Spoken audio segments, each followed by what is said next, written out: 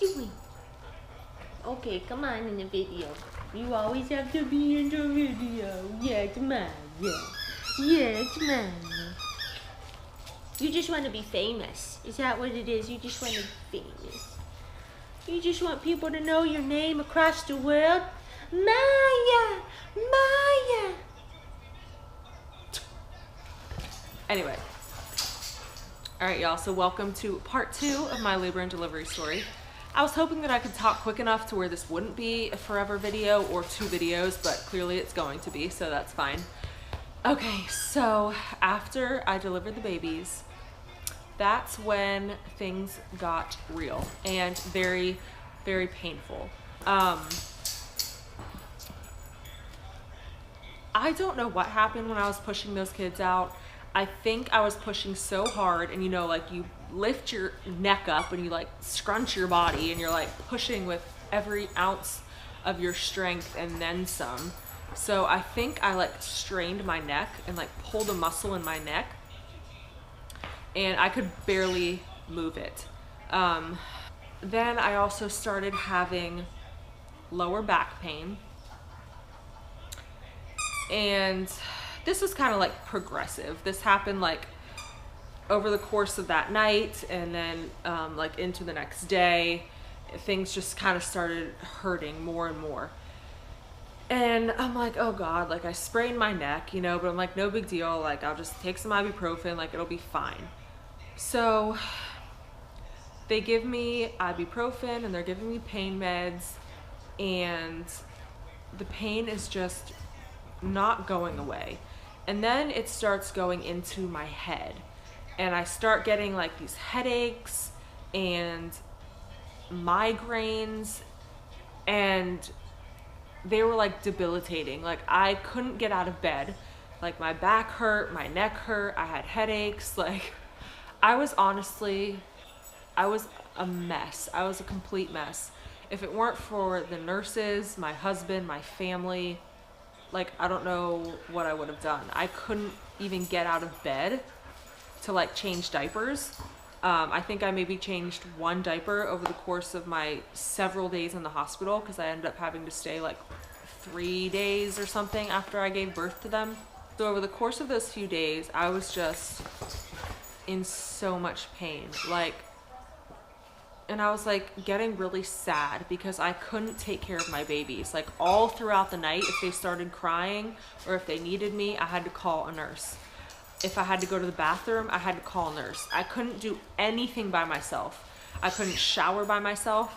I took 1 shower the whole time I was there, and it wasn't even a shower. I like got a little bit wet under the thing, and I couldn't wash my hair because I like could barely move anything. And they have like that crappy soap in the shower that's like basically hand soap. So I like used that to wash my body. I couldn't wash my hair, so it's like you're just wetting your greasy hair, you know? So it's like you still feel disgusting. And I was just so done. I hadn't shaved. I was such a mess. I was in so much pain. And finally, it was like the second to last day, and one of the nurses that I had was like, did they not bring an anesthesiologist up here to talk to you? And I was like, no, like nobody said anything about me talking to anyone. And she was like, I think you need to talk to an anesthesiologist about getting a blood patch. And I'm like, what the hell is this? So she calls him up. He's like the head anesthesiologist or whatever that they have at the hospital. So he comes up to talk to me, and he was so nice and so knowledgeable. And he walked in and he takes like 1 look at me and he's like, you're miserable. And I'm like, yeah, just a little bit. And I was like explaining my symptoms, how I had like this crazy headache, how my neck was hurting, my back, like everything was hurting. And he was like, I'm gonna say that you have a spinal headache. And I'm like, what is that? So he explains it all to me, and I'm gonna read the definition because I'm not a doctor, and I want to make sure I say like exactly what it is. Okay. So a spinal headache is caused by leakage of spinal fluid through a puncture hole in the tough membrane that surrounds the spinal cord. This leakage decreases the pressure exerted by the spinal fluid on the brain and spinal cord, which leads to a headache. So obviously those punctures that they're talking about were from the epidural, or the 2 epidurals basically that I had to get. So it causes a leakage of the spinal fluid, and then you get this insane headache, they call it. But it shouldn't be called a headache. It should be called a migraine from the deepest pits of hell, because that's more accurate, honestly. So that's what I had. And then he was like, I would highly recommend you get a blood patch. And I'm like, he's like, do you know what a blood patch is? I'm like, no, I don't know what a blood patch is, but it sounds horrible. So then he goes into explaining to me what a blood patch is, and I will enlighten you. Okay, so here we go. An epidural blood patch is a surgical procedure that uses blood in order to close one or many holes in the dura mater of the spinal cord, usually as a result of a puncture, i.e. the epidural. So the procedure can be used to relieve post-dural puncture headaches caused by a lumbar puncture. So what they do is they take your blood and they inject it directly into your spine, the same spot where they did the epidural. So I'm like, that sounds terrifying. So basically it's another epidural, essentially. They're just injecting your blood into the puncture spot, and then the blood like coagulates or whatever, and it like stops the leaking and it heals the puncture. So I'm like, okay, this sounds like hell on wheels. I was like, can I think about it? Like, can I just see if it gets better? So I think I waited. I can't remember if I waited till the end. I think I did. He came to see me in the morning. That's what it was. And I waited till like the end of the day. I think I ended up deciding to get it done, and it was like around 4-ish or something. So he comes back in and he's like, normally I don't tell people what to do, and I can't tell you what to do, but he's like, you're just miserable and you're not getting better. And I'm very confident that this is what's the issue, and that if you get the blood patch, you're gonna feel so much better. And I was terrified, but I also couldn't stand not being able to move and not being able to take care of my babies. And I was just over the pain. It was just making me cry, and the pain meds weren't working, and it was just awful. I was miserable. So I'm like, you know what? Screw it. Let's just do the damn thing. I've put my trust in everybody thus far, so I'm gonna put my trust in this man and just let him do what he needs to do. So they end up wheeling me across the hospital into his wing, I guess, the anesthesiologist area, and it was a process. Like, I got there and it was him, and he had like 3 or 4 nurses that were helping him with this whole procedure, and they just kept saying over and over again, okay, this has to be sterile. This whole procedure has to be sterile. So he's like, what do we need to do to ensure that this is a 100% sterile procedure? And then they would say like, okay, we can use this utensil or this needle. And he's like, no, it's not sterile for this and this reason. We can't do that. How can we do this so it's 100% sterile? And they kept going over and over and over, like how they were gonna go about doing this. And I was like, have you done this before? Like, I thought you'd done this before. He's like, oh yeah.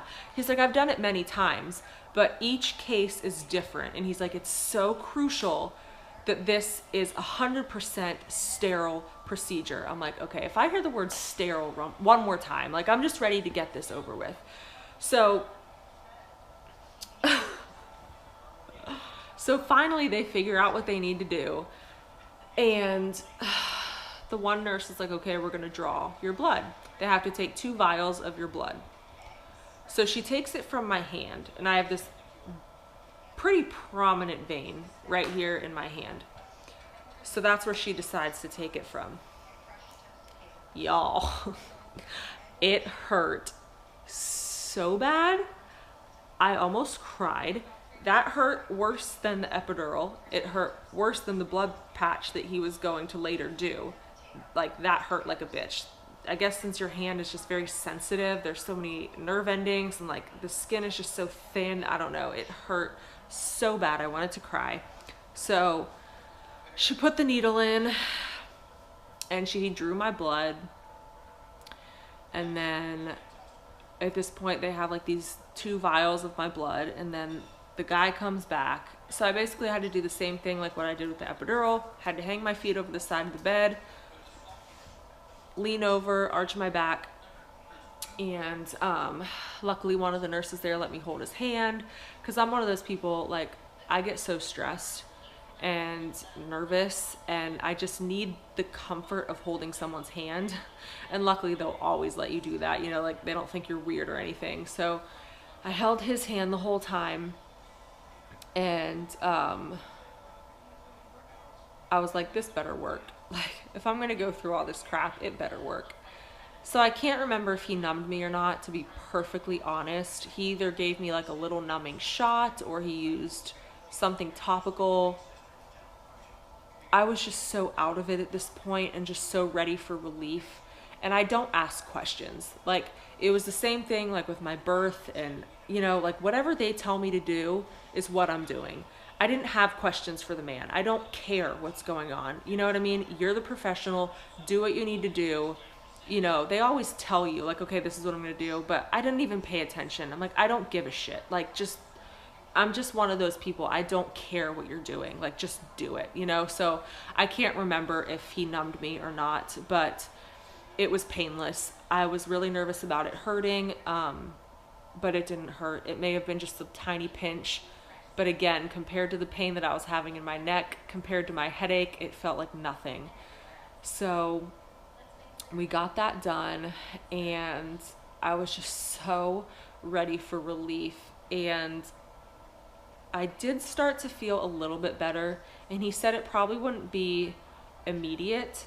I didn't really know what to expect. He said sometimes it can be immediate, other times it can take a while. So I'm like, as long as it works, you know, I really don't care. I would say I had a little bit of relief, but that night I had a headache still, and I was pretty discouraged because I'm like, oh my God, this didn't work. And I was really, really nervous. So I went to bed, I took more pain meds, and I was just like hopeful that it would be better in the morning. And it was, thank God. I started to feel better. At this point, they wanted me to stay overnight again since I had just gotten the blood patch. They wanted to keep me on bed rest. So that was another thing that was really hard. So even though I was feeling better, I still had to be on bed rest for the rest of that night and then the day prior.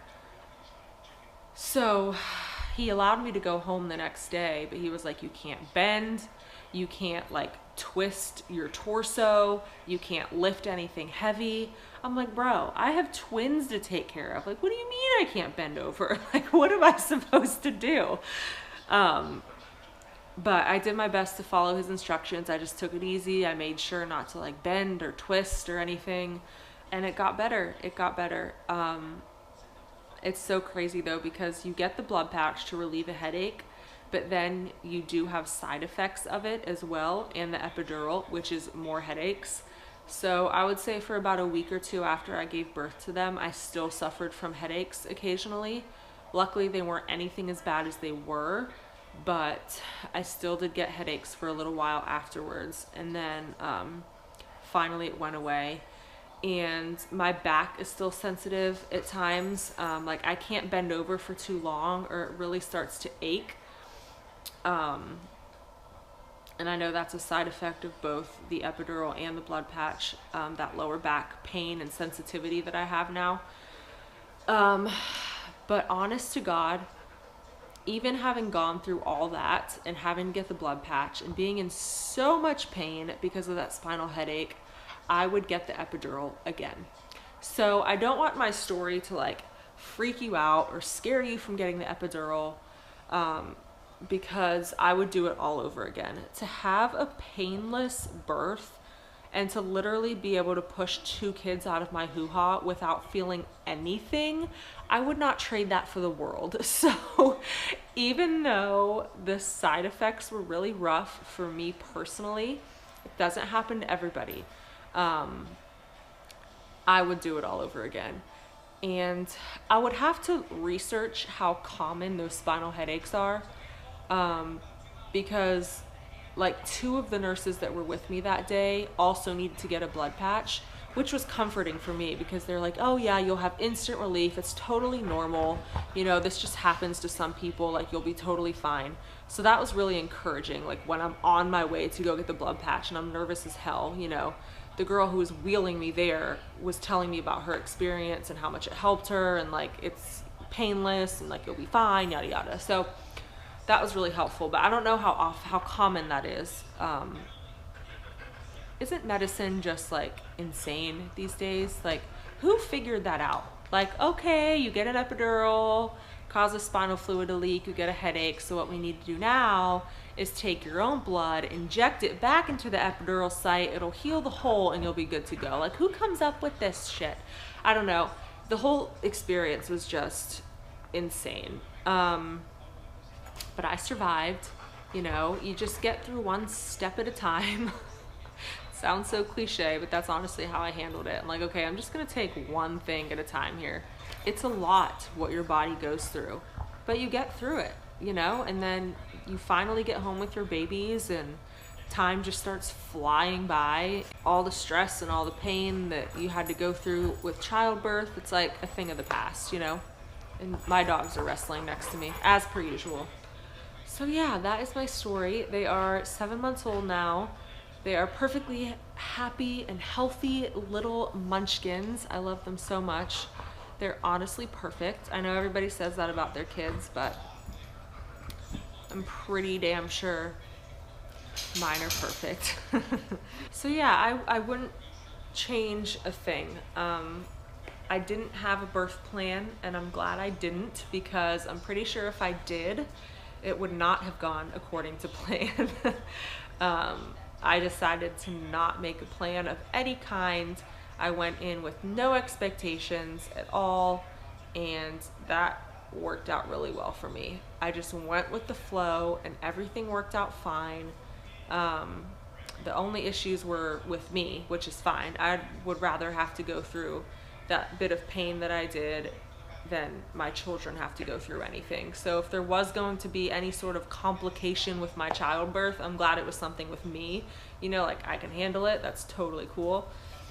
So yeah, it was